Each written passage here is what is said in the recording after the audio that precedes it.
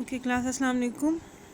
आज हम स्टार्ट लेंगे अपना नेक्स्ट लेक्चर जो कि है सेक्स डिटर्मिनेशन का। ठीक है, हमने इससे पहले लेक्चर्स में anatomy and physiology of male reproductive system discuss किया। हमने anatomy of physiology of female reproductive system जो है वो डिस्कस किया।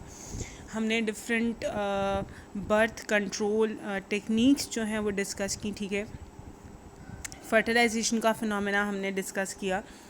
Now we will discuss the sex determination, that how the genetic inheritance is involved in sex determination or other factors are involved in the sex determination। कि हमारे पास after fertilisation कैसे decide होगा कि either the foetus will be male और female. So जो हमारे पास genetic inheritance होती है, ठीक है, हमें पता है कि जो फीमेल है it is having she is having double X chromosome and the male is having X and Y chromosome. ठीक है, सो सेक्स डिटर्मिनेशन हमें पता है कि कब हमारे पास डिटर्मिन होता है, जब हमारे पास फर्टिलाइजेशन का फिनोमेना आकर करता है। Now how the gender is determined? The gender is determined by genetic inheritance of two chromosomes which is known as the sex chromosome in the female double X and the male Y chromosome. अगर female में हम discuss करें तो female में हमारे पास 2 equal x chromosomes होते हैं। ठीक है, जबकि मेल में अगर हम डिस्कस करें तो वहाँ पे हमारे पास the larger one is the X and the smaller one is the Y chromosome. Males के पास एक्स एंड वाई है जबकि फीमेल्स के पास 2x हैं। Now the genetic difference between the male and female is simply the difference in one chromosome. अगर हम दोनों में डिफरेंस देखें तो दोनों में सिर्फ एक क्रोमोसोम का डिफरेंस है। It means that chromosome is responsible for the sex determination.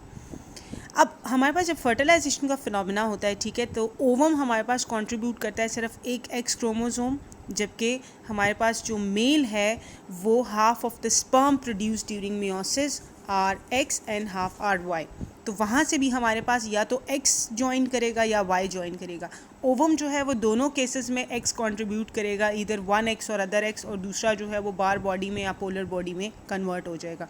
जबकि जो मेल है उसके पास 50-50% चांसेस है कि इधर ही will contributing the x chromosome और इधर contributing the y chromosome.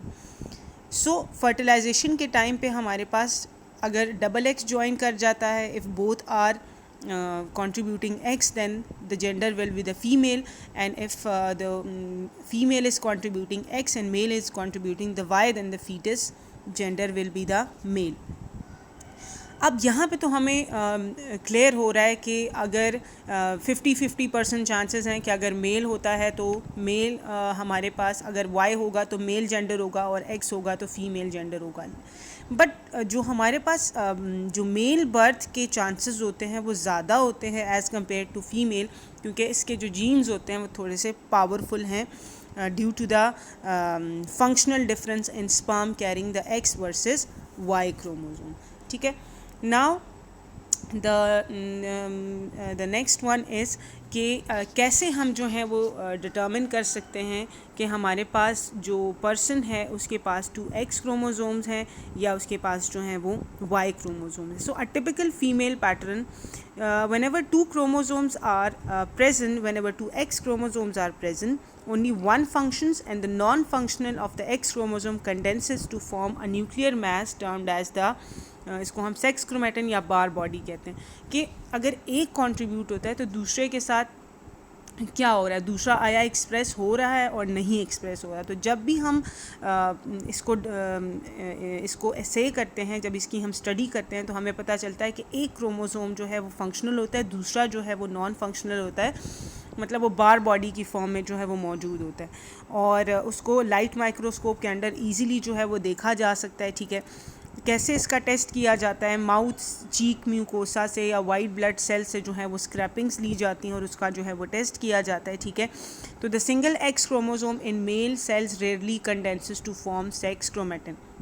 Female में हमेशा एक बार बॉडी मौजूद होगी, जबकि मेल्स में क्योंकि सिर्फ सिंगल एक्स होता है और सिंगल वाई है तो the male is not having any bar body और sex chromatin.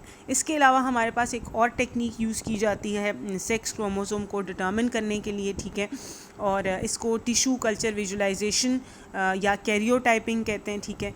This technique is use to identify a group of genetic sex abnormalities. ये टेस्ट कब किया जाता है? जब हमारे पास सेक्सुअल एबनॉर्मेलिटीज़ आ जाती हैं, जैसे क्लाइनेफेल्टर सिंड्रोम हो गया या हमारे पास जो है वो डाउन सिंड्रोम हो गया, ठीक है।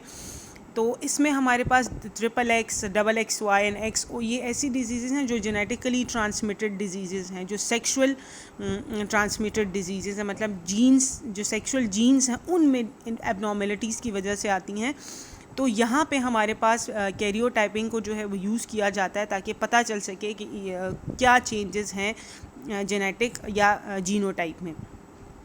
एंड रिज़ल्ट इसका क्या होगा कि हमारे पास जो normal anatomical and functional sexual developments होती हैं, अगर हमारे पास XXX है, XXY है या XO है, तो obviously genetical difference is there from the normal one. तो जब जेनेटिकल डिफरेंस मौजूद है तो इट मीन्स कि हमारे पास जो नॉर्मल एनाटमी है, जो नॉर्मल फिजियोलॉजी है इंटरनल सेक्सुअल डेवलपमेंट की ऑफ मेल एंड फीमेल, वो हमारे पास ऑब्वियसली चेंज होगी। So this is the sex determination method कि हमारे पास किस तरह से जो है वो सेक्स डिटर्मिनेशन होती है।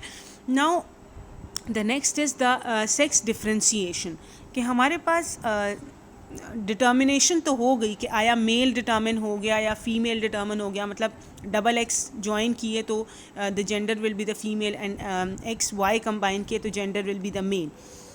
But how it differentiate in the process of development?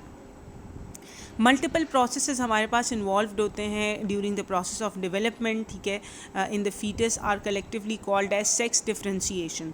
यहाँ पे हमारे पास क्या होगा कि बेसिकली जो रिप्रोडक्टिव सिस्टम है फीटस के अंदर वो किस तरह से जो है वो डेवलप हो रहे हैं।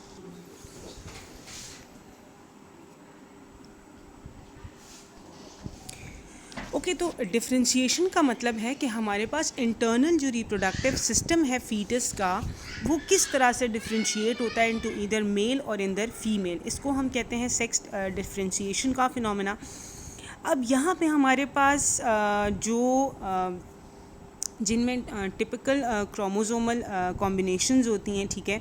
हमारे पास जो जिनमें नॉर्मल क्रोमोसोमल कॉम्बिनेशन है उसमें तो हमारे पास कोई एज सच एबनॉर्मेलिटीज़ नहीं आती हैं, लेकिन वो लोग जिनमें हमारे पास एटिपिकल क्रोमोसोमल कॉम्बिनेशंस हैं, ठीक है, तो उनमें सेक्सुअल डेवलपमेंट इंटरनली जो है वो ऑब्वियसली एबनॉर्मल ही होगी।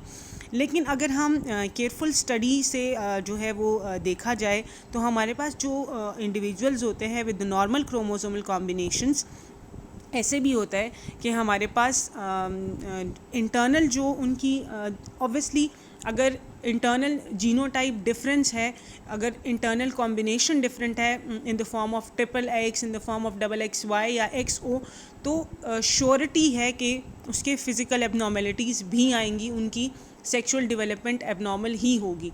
लेकिन ऐसे भी केसेस होते हैं कि जिसमें हमारे पास जो जीनोटाइप होता है वो बिल्कुल नॉर्मल होता है, लेकिन उनके फिनोटिपिक अपीयरेंस या जो फिनोटिपिक फंक्शंस होते हैं सेक्सुअली वो हमारे पास एबनॉर्मल हो रहे होते हैं। तो इन लोगों में हमारे पास बेसिकली क्या होता है कि इनमें सेक्स डिफ्रेंशिएशन का फिनोमेना जो है वो एटिपिकल होता है, ठीक है। सेक्स डिफ्रेंशिएशन मतलब उनकी सेक्स डिटर्मिनेशन क्लियर हो गई है, सेक्स डिटर्मिनेशन बिल्कुल ठीक हुई है, XX ज्वाइन किया है या XY ज्वाइन किया है, लेकिन उनमें एबनॉर्मेलिटीज़ क्यों आ रही हैं? एबनॉर्मेलिटीज़ उनमें इस वजह से आ रही हैं कि उनमें हमारे पास जो सेक्स डिफ्रेंशिएशन का फिनोमेना है वो हमारे पास क्या हो रहा है? एबनॉर्मल हो रहा है। डिटर्मिनेशन ठीक हो गई है, जीनोटाइप बिल्कुल ठीक है, बट उनके पास एबनॉर्मेलिटी आ गई है in the sex differentiation phenomena. तो इस वजह से हमारे पास क्या हो जाता है कि उनमें जो है वो एबनॉर्मेलिटीज़ आ जाती हैं।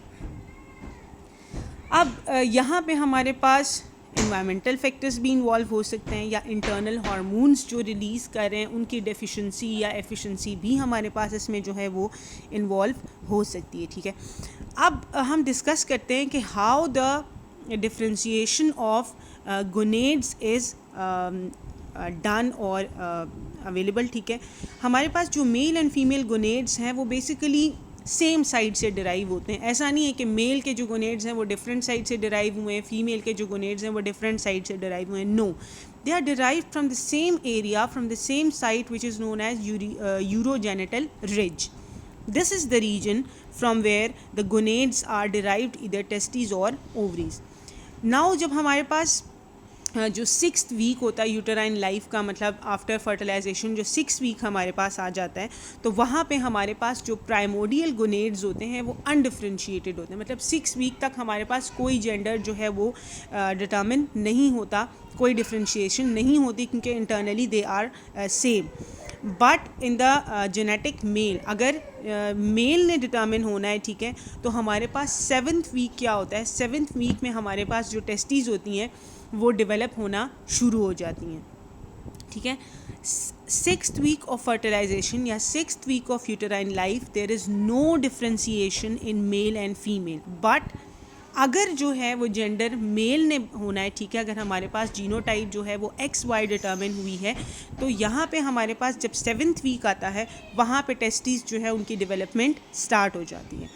अब टेस्टीज़ की डेवलपमेंट कैसे हो रही है? टेस्टीज़ की डेवलपमेंट बेसिकली हो रही है एक जीन की वजह से, which is known as the XRY gene और sex determining region of the Y chromosome. ये हमारे पास क्योंकि Y क्रोमोसोम के ऊपर होता है, so basically this SRY gene is responsible for the development of male gonads. ये हमारे पास इन द 7th वीक जो है वो एक्सप्रेस होना शुरू हो जाता है, जिसकी वजह से हमारे पास क्या होता है कि जो SRY जीन है वो बेसिकली यूरिनोजेनिटल रिज सेल्स को जो है वो ट्रिगर करता है कि उनकी डेवलपमेंट जो है वो हो जाए टुवर्ड्स द टेस्टीज़. ठीक है. In the absence of Y chromosome and consequently, अब हमारे पास अगर Y क्रोमोसोम नहीं है, तो जब Y क्रोमोसोम नहीं होगा तो ऑब्वियसली SRY जीन भी नहीं होगा, testes will not develop. Instead ovaries begin to develop in the same area at about 11th week. Means के अगर जो 6th वीक है उस वक्त तक हमारे पास कोई डिफ्रेंशिएशन नहीं है. ठीक है. 7th वीक में if the genetic combination is XY, then क्या होगा हमारे पास कि SRY जीन एक्सप्रेस हो जाएगी इन द 7th वीक और हमारे पास डेवलपमेंट ऑफ टेस्टीज स्टार्ट हो जाएगी. But if the genetic combination at the time of fertilization is XX, then क्या होगा कि हमारे पास 7th वीक में ऑब्वियसली Y जीन नहीं है, तो 7th वीक में हमारे पास कोई SRY जीन एक्सप्रेस नहीं होगा, कोई टेस्टीज की प्रोडक्शन नहीं होगी. तो फिर 11th वीक जब आएगा यूटराइन लाइफ का ऑफ द ज़ाइगोट, उस टाइम पे हमारे पास फिर फीमेल में जो है ये स्विच ऑन कर जाएगा, क्योंकि जो Y जीन का एक्सप्रेसिंग टाइम था वो तो गुजर गया. ठीक है, वो गुजर गया, Y जीन एक्सप्रेस नहीं किया. इट मीन्स के the genetic combination is the XX, और अब हमारे पास जो है वो जो यूरिनोजेनिटल रिज सेल्स हैं वो ट्रिगर आउट होंगे टू डेवलपमेंट ऑफ ओवरीज.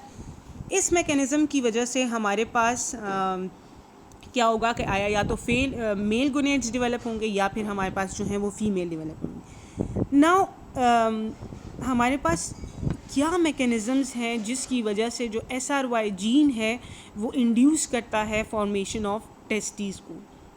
क्या SRY जीन के ऊपर ऐसी क्या चीज़ है जो कि टेस्टीज़ की फॉर्मेशन को डेवलप कर रहा है? तो इसके ऊपर एक जीन्स मौजूद हैं जो कि कोड करते हैं SRY प्रोटीन के लिए. ठीक है, और ये क्यों है, वाई इट इज़ इम्पॉर्टेंट? ये बेसिकली क्या करता है कि सीक्वेंस ऑफ जीन्स जो कि इन्वॉल्व्ड हैं द फॉर्मेशन ऑफ टेस्टीज़ के लिए, उनकी एक्टिवेशन कराएगा at various embryonic cells in the urinogenital ridge. मतलब यूरिनोजेनिटल रिज में हमारे पास कुछ एम्ब्रियोनिक सेल्स होते हैं जिनको एक्टिवेशन की ज़रूरत होती है टू फॉर्म द टेस्टीज़. अगर SRY जीन मौजूद है, अगर Y जीन मौजूद है, Y क्रोमोसोम मौजूद है, तो जो एम्ब्रियोनिक सेल्स हैं यूरिनोजेनिटल रिज के वो एक्टिवेट हो जाएंगे. और अगर हमारे पास नहीं है Y क्रोमोसोम, तो इट मीन्स के उन सेल्स को एक्टिवेशन नहीं मिलेगी और हमारे पास जो है वो टेस्टीज़ की फॉर्मेशन नहीं होगी. एक और अनयूजुअल एंड इम्पॉर्टेंट फैक्ट जो है वो कंसर्न करता है towards the behaviour of X and Y chromosome during meiosis. यहाँ पे हमारे पास मियोसिस और माइटोसिस का हम पहले ही जो है वो डिस्कस कर चुके हैं. ठीक है, यहाँ पे बेसिकली क्या होता है कि जो होमोलोगस क्रोमोसोम्स होते हैं वो हमेशा एक दूसरे के करीब आते हैं. ठीक है, और पॉइंट टू पॉइंट जो है वो मैच करते हैं और रिकॉम्बिनेशन का फिनोमेना करते हैं. ठीक है, अब अगर क्या है कि हमारे पास जब होमोलोगस क्रोमोसोम्स कंबाइन करेंगे तो होमोलोगस क्रोमोसोम्स अगर डबल एक्स है तो ठीक है, दोनों के ऊपर सेम ट्रेट्स मौजूद हैं, सेम जीन्स मौजूद हैं, तो अगर उनकी क्रॉसिंग हो भी जाती है तो it doesn't effect so much. लेकिन अब अगर होमोलोगस क्रोमोसोम्स एक्स वाई आ जाते हैं जो कि मेल में मौजूद हैं, अब ये अगर रिकॉम्बिनेशन करेंगे तो इससे क्या होगा कि वाई में जो मेल डिटर्मिनिंग जीन्स हैं वो एक्स में ट्रांसफ़र हो सकते हैं क्योंकि एक्स और वाई रिकम्बाइन कर रहे हैं। तो यहाँ पे फिर क्या स्ट्रेटजी नेचर ने रखी हुई है कि जब भी X and Y which are homologous pair of chromosome जब भी ये रिकॉम्बिनेशन का फिनोमेना करते हैं तो उस टाइम पे ये सिर्फ सिर्फ टिप्स के ऊपर जो है वो रिकॉम्बिनेशन करते हैं, मतलब सिर्फ उस रीजन से करते हैं जहाँ पे SRY जीन नहीं है, ठीक है। तो ऑब्वियसली एक्स और वाई के बाकी सारे ट्रेट सेम हैं सिवाय इस SRY जीन के, तो ये बाकी सारी जीन्स को जो है वो रिकम्बाइन कर देती है एक्स के साथ, लेकिन सिर्फ उस रीजन पे ये रिकॉम्बिनेशन नहीं करती है जहाँ पे SRY जीन मौजूद होगा, क्योंकि अगर इस रीजन के साथ ये कॉम्बिनेशन करेगी तो फिर हमारे पास क्या हो जाएगा कि जो मेल ट्रेट्स हैं वो फीमेल जो है मेल कैरेक्टराइज जो जीन्स हैं वो एक्स में चले जाएंगे और फिर वो फर्दर एबनॉर्मेलिटीज़ में जो है वो एबनॉर्मेलिटीज़ कर सकते हैं। तो यहाँ पे फिर हमारे पास ये होता है कि जब भी एक्स एंड वाई रिकॉम्बिनेट करते हैं तो वो सिर्फ वो बाकी सारे जीन्स जो हैं वो रिकम्बाइन करते हैं और सिर्फ जो SRY जीन लोकेटेड एरिया है उसको ये रिकम्बाइन नहीं करते हैं, ठीक है। So this is all about the differentiation of the gonads. Now the differentiation of the internal and external genitalia. अब हमारे पास गोनेड्स भी हो गए, सेक्स जो है वो डिटर्मिन भी हो गया, सेक्स डिफ्रेंशिएशन भी हो गई, ठीक है। कैसे होती है ये भी हमने डिस्कस कर लिया कि SRY जीन की इन्वॉल्वमेंट बहुत ज़्यादा है। Now what is the differentiation method of internal and external genitalia, जो उनके एनाटॉमिकल कैरेक्टरिस्टिक्स हैं वो कैसे डेवलप होते हैं। हमारे पास जो इंटरनल एंड एक्सटर्नल जो जेनिटेलिया है या जो इंटरनल डक्ट सिस्टम है और एक्सटर्नल जेनिटेलिया है फीटस का, ठीक है, वो हमारे पास उसके पास इक्वल प्रोबेबिलिटी होती है कि या तो वो मेल में कन्वर्ट हो जाए या फिर वो फीमेल फिनोटाइप में कन्वर्ट हो जाए। लेकिन जो फीटल गोनेड्स हैं उनकी फंक्शनिंग से पहले, फीटल गोनेड्स की फंक्शनिंग से पहले जो इंटरनल डक्ट सिस्टम है हमारे पास वो फीटस का किसी वे में स्विच कर सकता है। Before the functioning of the fetal gonads, the primitive reproductive tract includes a double genital duct system comprises of the Wolffian ducts and the Mullerian ducts, ठीक है। और इसके अलावा एक कॉमन ओपनिंग होती है जेनिटल डक्ट की और यूरिनरी सिस्टम की टू द आउटसाइड। जब तक फीटल गोनेड्स फंक्शनल नहीं है उस वक़्त तक हमारे पास जो फीटस की बॉडी है उसमें बिल्कुल सेम सिस्टम मौजूद है। एक डबल जेनिटल डक्ट सिस्टम है जिसमें वोल्फियन डक्ट्स होते हैं और मलेरियन डक्ट्स होते हैं, और इसके अलावा एक कॉमन ओपनिंग है फॉर यूरिन एंड जेनिटल, वो हमारे पास आउटसाइड जो है वो उसकी ओपनिंग होती है। ये तब की बात है जब हमारे पास foetal gonads are not differentiated. अब हमारे पास जब नॉर्मली जब रिप्रोडक्टिव ट्रैक्ट जो हैं वो डेवलप होते हैं, ठीक है, तो मेल्स में हमारे पास क्या होता है कि जो वोल्फियन डक्ट्स होते हैं अगर ट्रांसफॉर्मेशन होनी है इनटू मेल फीटस तो हमारे पास क्या होगा कि जो वोल्फियन डक्ट्स हैं वो परसिस्ट करेंगे, मतलब वो रहेंगे, और जो मलेरियन डक्ट्स हैं वो उनकी रिग्रेशन हो जाएगी, उनकी डीजेनरेशन होना शुरू हो जाएगी। डीजेनरेशन तो ऑब्वियसली नहीं होती, रिग्रेशन हो जाती है, वो जो है वो अपना इफ़ेक्ट जो है वो शो करना स्टॉप कर देते हैं। जबकि अगर फीमेल में डेवलप होना है फीटस ने तो तब हमारे पास इसके ऑपोजिट होता है, मतलब वोल्फियन डक्ट्स जो हैं वो रिग्रेस हो जाएंगे और मलेरियन डक्ट्स जो हैं वो अपना इफ़ेक्ट जो है वो परसिस्ट करेंगे और अपना इफ़ेक्ट जो है वो शो करेंगे। External genitalia in the two genders and the outer part of the vagina do not develop from these duct systems, ठीक है।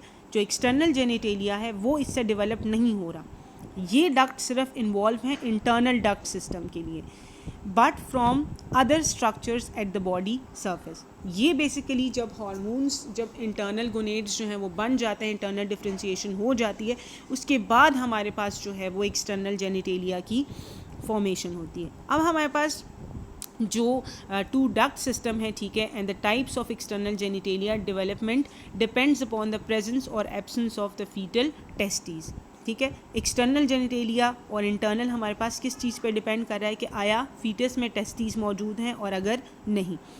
If the testes are present, then the testes will secrete testosterone from the Leydig cells, और इसके अलावा ये Mullerian इनहिबिटिन substance release करता है from the सर्टोलाई sales, ठीक है। इन दोनों से जब हमारे पास ये सब्सटेंसेस रिलीज़ होते हैं तो इसकी वजह से हमारे पास क्या हो जाता है, हमने डिस्कस किया था कि जो मुलेरियन डक्ट्स हैं वो ट्रांसफॉर्म होते हैं into the female reproductive system, ठीक है। तो जब भी हमारे पास टेस्टीज जो है वो बनती हैं अर्ली में, हमने कहा था 6th वीक से, आफ्टर 6 वीक इसकी डेवलपमेंट जो है वो स्टार्ट हो जाती है। अगर टेस्टीज बन जाती हैं तो टेस्टीज क्या करेंगी, वो टेस्टोस्टेरोन रिलीज़ करेंगी, इसके अलावा जो है वो MIS रिलीज़ करेंगी। तो MIS क्या करे कि बेसिकली वो इनहिबिट करेगा मुलेरियन डक्ट सिस्टम को और इसको जो है वो डीजेनरेट करवा देगा ताकि फीमेल रिप्रोडक्टिव सिस्टम जो है वो ना डेवलप हो। इसी तरह से अगर जो टेस्टोस्टेरोन है वो वुल्फियन डक्ट्स को हेल्प आउट करेगा कि वो डिफ्रेंशिएट हो जाएं into epididymis, vas deference, ejaculatory duct and the seminal vesicle. ये वो स्ट्रक्चर्स हैं जो इंटरनल डक्ट सिस्टम का पार्ट हैं। और इसको कौन स्टिमुलेट कर रहा है, इसको स्टिमुलेट कर रहा है testosterone which is released by the Leydig cells. External differentiation हमारे पास होती है DHT के रिज़ल्ट में। सो जो हमारे पास इंटरनल जो डक्ट सिस्टम बन रहा है वो तो under the influence of testosterone बन रहा है। DHT हमने लास्ट लेक्चर्स में भी डिस्कस किया था, डाईहाइड्रोस्टेरोन, कि अगर इसकी डेफिशिएंसी होती है तो जो एक्सटर्नल जेनिटल सिस्टम है वो हमारे पास इमेच्योर होता है, ठीक है।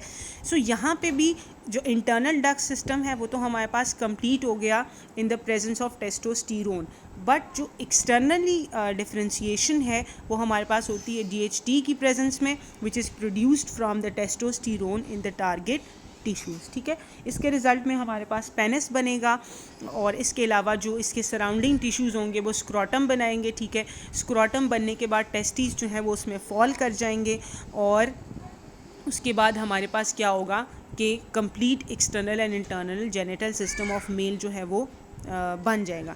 अगर हमारे पास टेस्टीज जो है वो डिसेंड नहीं करती हैं इनटू द स्क्रोटम, इसको क्या इस फिनोमिना को कहते हैं क्रिप्टोऑर्चिज्म का फिनोमिना, ठीक है। और यहाँ ये बहुत कॉमन होता है इन्फेंट्स में। क्यों होता है, क्योंकि यहाँ पे हमारे पास जो उनकी एंड्रोजन की सिक्रीशंस हैं वो इतनी लेस होती हैं कि जिसकी वजह से हमारे पास टेस्टीज जो हैं वो नहीं फॉल करते हैं into the scrotum.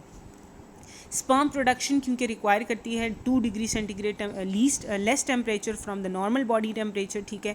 So sperm production हमारे पास यूजुअली डिक्रीज्ड इन द क्रिप्टोऑर्चिज्म, क्योंकि जब ये स्क्रोटम में फॉल करेंगे उसके बाद ये स्पर्म प्रोडक्शन स्टार्ट कर सकते हैं। अगर ये बॉडी के अंदर ही रिजाइड करते हैं तो फिर ये स्पर्म जो है वो प्रोड्यूस नहीं कर सकते हैं, ठीक है। तो इस केस में हमारे पास फिर स्पर्म प्रोडक्शन जो है वो कम होगी या बिल्कुल भी नहीं होगी। जो ट्रीटमेंट्स हैं या तो हार्मोन थेरेपी की जाती है, टेस्टोस्टेरोन हार्मोन्स जो हैं वो ज़्यादा से ज़्यादा दिए जाते हैं ताकि ये खुद ही जो है वो स्क्रोटम में फॉल कर जाएं, या फिर जो है वो सर्जिकल अप्रोचेस की जाती हैं ताकि उसको जो है वो टेस्टीज़ को स्क्रोटम में फॉल कराया जाए। इसी के कंट्रास्ट में अगर हम फ़ीमेल फीटस को जो है वो डिस्कस करें तो female fetus obviously it is not having testes, क्योंकि SRY जीन नहीं है, ठीक है। SRY जीन नहीं है, टेस्टीज़ नहीं है, तो टेस्टोस्टेरोन प्रोड्यूस नहीं हो रहा। जब टेस्टोस्टेरोन प्रोड्यूस नहीं हो रहा तो मुलेरियन इनहिबिटिंग सब्सटेंस भी नहीं प्रोड्यूस हो रहा जो कि सर्टोलाई सेल्स प्रोड्यूस कर रहे हैं। तो इन दोनों की एब्सेंस में हमारे पास क्या हो जाएगा कि जो मुलेरियन डक्ट सिस्टम है वो डीजेनरेट नहीं करेगा बल्कि डेवलप कर जाएगा। और डेवलप किस चीज़ में करेगा, फेलोपियन ट्यूब्स में और यूटरस में, विच is the internal reproductive system of the female. Testosterone नहीं है तो वोल्फियन डक्ट्स डीजेनरेट कर जाएंगे, because Wolffian ducts only persist in the presence of testosterone. जब टेस्टोस्टेरोन ही प्रोड्यूस नहीं हो रहा तो हमारे पास जो है वो वोल्फियन डक्ट्स डीजेनरेट कर जाएंगे और इसकी डीजेनरेशन ही बेसिकली एक स्टिमुलस है for the formation of vagina and female external genitalia, जो कि हमारे पास अगर टेस्टोस्टेरोन प्रेजेंस होगा, वोल्फियन डक्ट्स अगर अवेलेबल होंगे तो तब हमारे पास इसकी फॉर्मेशन नहीं होगी, ठीक है। So, in the absence of testosterone, the Wolffian ducts degenerate and a vagina and female external genitalia develop from the structures at the body surface. Ovaries, though present in the female fetus, do not play a role in these developmental processes. Ovaries present होती हैं, but जिस तरह से testis के hormone अपना role play कर रहे हैं एक्सटर्नल जेनिटेलिया के डेवलपमेंट में और इंटरनल डक्ट सिस्टम के डेवलपमेंट में, एज सच ओवरीज जो हैं वो कोई रोल नहीं प्ले कर रहे. In other words, the female development will occur automatically unless stopped from doing so by the presence of factors released from functioning testes. कि मतलब फीमेल डेवलपमेंट के लिए कोई भी ओवरीज का हार्मोन कुछ भी नहीं रिक्वायर्ड, बल्कि इसका जो स्टिमुलस हो बेसिकली सिर्फ एक ही स्टिमुलस है, the absence of the testes. कि अगर टेस्टीज एब्सेंट है तो automatical development of female reproductive system होगी, और अगर टेस्टीज प्रेजेंट होंगी तो फिर हमारे पास जो है वो ओवरीज की डेवलपमेंट नहीं हो सकती है. मेल डेवलपमेंट के लिए मस्ट है कि टेस्टीज प्रोड्यूस हों, टेस्टीज अपने हार्मोन्स रिलीज़ करें, और उनकी एब्सेंस या प्रेजेंस डिसाइड करती है कि आया उनका एक्सटर्नल जेनिटल सिस्टम किस तरह से बनेगा और इंटरनल किस तरह से बनेगा. लेकिन फ़ीमेल में इस तरह की कोई अवेलेबिलिटी नहीं है. फ़ीमेल में ओवरीज मौजूद होती हैं फीटस में, लेकिन वो एज सच फीमेल डेवलपमेंट में कोई रोल प्ले नहीं करती हैं, बल्कि फ़ीमेल डेवलपमेंटल का जो मेन रोल है वो टेस्टीज़ की एब्सेंस जो है वो प्ले कर रही हैं. हमारे पास वेरियस कंडीशंस होती हैं जिसमें नॉर्मल सेक्स डिफरेंशिएशन जो है वो नहीं अकर करती है. इसमें हमारे पास एक कंडीशन है जिसको हम कहते हैं एंड्रोजन इनसेंसिटिविटी सिंड्रोम, जिसको टेस्टिकुलर फेमिनाइजेशन का फिनोमेना भी कहते हैं. ठीक है, यहाँ पे हमारे पास क्या होता है कि जो जीनोटाइप है वो XY होती है, टेस्टीज भी प्रेजेंट हैं, लेकिन जो फिनोटिपिकल अपीयरेंस होती है, ठीक है, या जो फिनोटिपिकल रिप्रेजेंटेशन है एक्सटर्नल जेनिटेलिया की, वो हमारे पास फीमेल की तरह होती है. मतलब इंटरनली उसका जीनोटाइप XY है, ठीक है, और उसके पास टेस्टीज भी मौजूद हैं, लेकिन एक्सटर्नल जेनिटल सिस्टम उसका फीमेल की तरह होता है. अब ये क्यों होता है? It is due to the mutation in the androgen receptor gene. जो एंड्रोजन को रिसीव करने वाला जीन है, ठीक है, उसमें हमारे पास एबनॉर्मेलिटीज़ आ जाती हैं, जिसकी वजह से क्या होता है कि हमारे पास एक्सटर्नल सिस्टम जो है वो बजाय मेल के फीमेल की तरह होता है. Under the influence of SRY, the fetal testes differentiate as usual and they secrete both MIS and testosterone. जब हमारे पास SRY जीन मौजूद है तो फीटस के टेस्टीज जो हैं वो डिफ्रेंशिएट कर रहे हैं यूजुअल मेथड से, जो हमने पीछे डिस्कस किया, और वो MIS भी रिलीज़ कर रहे हैं और टेस्टोस्टेरोन भी रिलीज़ कर रहे हैं. MIS क्या कर रहा है? मुलेरियन डक्ट्स को रिग्रेस कर रहा है, ठीक है, और वुल्फियन डक्ट्स को जो है वो रिस्पॉन्ड करवाता है ताकि वो टेस्टोस्टेरोन रिलीज़ करे और अपना नॉर्मल सिस्टम जो है वो बनाए. लेकिन हमारे पास क्या होता है कि जो MIS है वो मुलेरियन डक्ट्स को रिग्रेस करवा रहा है, but the inability of Wolffian ducts to respond to testosterone also causes them to regress. क्या हो रहा है कि यहाँ पे MIS मौजूद है, वो मुलेरियन डक्ट को इनेबल बना रहा है कि वो टेस्टोस्टेरोन को जो है वो रिस्पॉन्ड करें. तो यहाँ से हमारे पास क्या हो जाता है कि जो नॉर्मल डक्ट डेवलपमेंट है वो नहीं हो पाती है. The tissues that develop into external genitalia are also unresponsive to androgen. यहाँ पे हमारे पास फिर जो वुल्फियन डक्ट्स हैं वो रिस्पॉन्ड नहीं कर पाते हैं, ठीक है. जब मुलेरियन नहीं कर पा रहे तो वुल्फियन डक्ट्स ने रिस्पॉन्ड करना है. यहाँ पे वुल्फियन डक्ट्स भी रिस्पॉन्ड नहीं कर पाते, जिसकी वजह से हमारे पास क्या हो जाता है कि जो एक्सटर्नल जेनिटेलिया है वो मेल की तरह नहीं बल्कि फ़ीमेल की तरह डेवलप हो जाता है. टेस्टीज़ जो हैं वो डिसेंड नहीं करेंगे इनटू द स्ट्रॉटम, और जब भी इसके सिंड्रोम की डायग्नोसिस होती है तो मोस्टली क्या किया जाता है कि उनको हमेशा जो है वो रिमूव कर दिया जाता है. This syndrome is usually not detected until the menstrual cycle fails to begin at the puberty. ये सिंड्रोम कभी भी अर्ली एजेस में डेवलप नहीं होगा, अर्ली एजेस में इसको जो है वो डिटेक्ट नहीं किया जा सकता. ये सिर्फ तब डिटेक्ट होता है जब हमारे पास प्यूबर्टी की कंडीशंस जो हैं, जब प्यूबर्टी की एज गुजर जाती है और उस टाइम में हमारे पास मेंस्ट्रुअल साइकिल जो है वो स्टार्ट होता है या स्टार्ट नहीं होता, तब हमारे पास इसकी जो है वो डिफ्रेंशिएशन का पता चलता है या इस सिंड्रोम का पता चलता है. इसमें हमारे पास फिगर्स हैं. एक हमारे पास XY क्रोमोसोम है, हमने पीछे ये डिस्कस किया है डायग्रामेटिक फॉर्म में. हम इसको देख लेते हैं कि अगर हमारे पास XY क्रोमोसोम है, मतलब eight the time of sex determination XY chromosomes जो हैं वो डिटर्मिन हो गए, इट मीन्स कि the SRY gene is present on the Y chromosome. If SRY gene are present, then the primordial gonads differentiation will occur in the female testes. ठीक है, और testes में जब उनकी डिफ्रेंशिएशन हो गई है तो अब हमारे पास सर्टोलाइज सेल्स मौजूद हैं, लेडिक सेल्स मौजूद हैं. सर्टोलाइज सेल्स क्या करेंगे, MIS रिलीज़ करेंगे, और MIS जाके क्या करता है, मुलेरियन डक्ट्स को रिग्रेस करवा देता है. टेस्टोस्टेरोन प्रोड्यूस हो रहा है, टेस्टोस्टेरोन वुल्फियन डक्ट्स को जो है वो एक्टिवेट करेगा, उनको ट्रांसफॉर्म करेगा into epididymis, vas deferens, seminal vesicle and ejaculatory duct which is the internal duct system of the male. यही टेस्टोस्टेरोन फिर हमारे पास DHT में कन्वर्ट हो जाता है, जिसको हम डाईहाइड्रोस्टेरोन टेस्टोस्टेरोन कहते हैं. ठीक है, ये क्या करेगा कि ये basically development of external genitalia करवाएगा which is the penis, scrotum and prostate. If the genital combination is the XX or if the fetus gene is determined is a XX, तो हमारे पास it means कोई SRY gene मौजूद नहीं है. It means कि जो primordial gonads हैं वो differentiate हो जाएंगे into the female ovaries और fetal ovaries.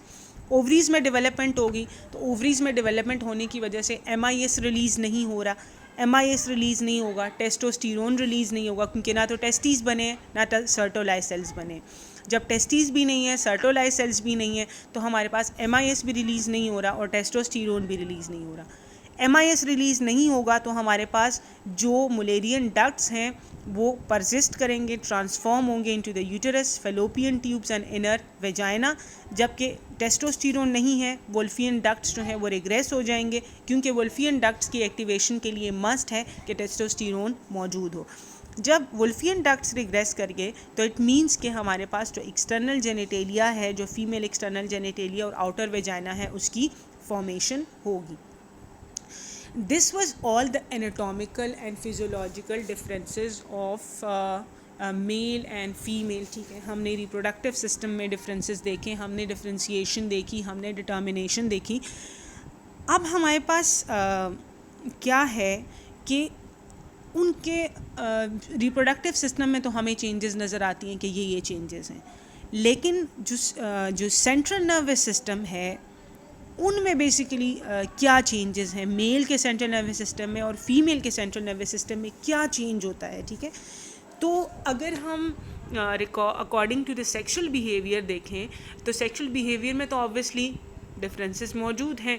Differences in the brain में form during the development. Brain में भी हमारे पास डिफरेंसेस होते हैं. ठीक है, for example the genetic female monkeys given testosterone during their late fetal life manifest evidences of masculine sex behavior such as mounting as adults. मतलब क्या है इसका कि हमारे पास फीमेल monkeys थी जिनको टेस्टोस्टेरोन दिया गया, मतलब स्टार्ट में वो एज ए फीटस उनका फीमेल बन गया. ठीक है, डेवलपमेंट भी उनकी फ़ीमेल होगी, लेकिन लेट फीटल लाइफ में उनको जो है वो क्या दिया गया, टेस्टोस्टेरोन दिया गया, जिसकी वजह से उनमें हमारे पास उनमें जो सेक्शुअल बिहेवियर था वो मैस्कुलाइन की तरफ स्विच ऑन कर गया. ठीक है, तो इससे हमें पता चलता है कि हमारे पास एक इम्पॉर्टेंट डिफरेंस मौजूद है ब्रेन एनाटमी में. ठीक है, और वो क्या है कि द साइज़ ऑफ जो साइज़ है हमारे पास कुछ न्यूक्लियस क्लस्टर्स होते हैं उसका डिफरेंट है मेल में और फीमेल है. The size of a particular nucleus जिसको हम न्यूरोनल क्लस्टर कहते हैं. ठीक है, in the hypothalamus it is significantly larger in main. मतलब हाइपोथैलेमिक में ये जो न्यूरोनल क्लस्टर है ये लार्ज होता है मेल्स में एज़ कम्पेयर टू फीमेल्स.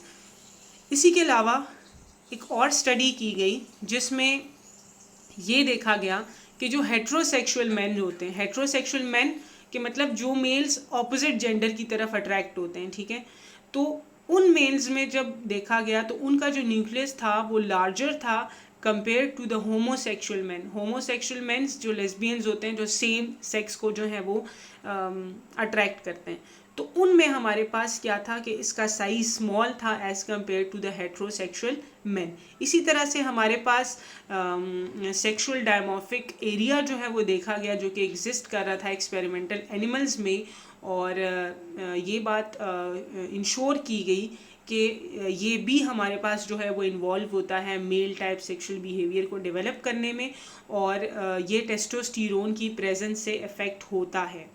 जो हमारे पास, जैसे हमने कहा कि मंकीज़ जो कि फीमेल थी, फीमेल फीटस था, जब उसको टेस्टोस्टेरोन दिया गया तो उसका सेक्स बिहेवियर चेंज हो गया, मेल्स की तरह हो गया। तो इट मीन्स कि हमारे पास ये जो डायमॉर्फिक एरिया मौजूद है, ये बेसिकली हार्मोन्स के प्रेजेंस में चेंज हो सकता है कि अगर फीमेल बॉडी है तो उसको अगर टेस्टोस्टेरोन दिया जाएगा तो ये डायमॉर्फिक एरिया जो है वो अपना सेक्सुअल बिहेवियर चेंज करेगा। इसी तरह से हमारे पास डिफरेंट जेनेटिक्स या hormone dependency of sexual behaviour को स्टडी किया गया, ठीक है। और इसमें हमारे पास आइडेंटिकल ट्विन्स में भी स्टडी किया गया तो वो भी हमारे पास डिफरेंट था, फ्रेटर्नल ट्विन्स में भी देखा गया तो वो भी हमारे पास डिफरेंट था, और मतलब ट्विन्स नहीं, ब्रदर्स में भी देखा गया तो उसमें भी हमारे पास ये जो था वो डिफरेंट आ रहा था। The numbers of for homosexual women are similar, this suggest a genetic component to sexual orientation, means कि हमारे पास सेंट्रल नर्वस सिस्टम जो है उसमें भी चेंजेस होती हैं in response to the sexual differentiation. So this was all about the sex determination, sex differentiation, और किस तरह से हमारे पास इंटरनल रिप्रोडक्टिव सिस्टम डेवलप होता है, एक्सटर्नल डेवलपमेंट जो है वो रिप्रोडक्टिव सिस्टम डेवलप होता है, और हमारे पास sexual differentiation in the reproductive system के साथ साथ किस तरह से हमारे पास सेंट्रल नर्वस सिस्टम में भी जो है वो डिफरेंसेस मौजूद हैं in the mail and female. So this was all about the today's lecture.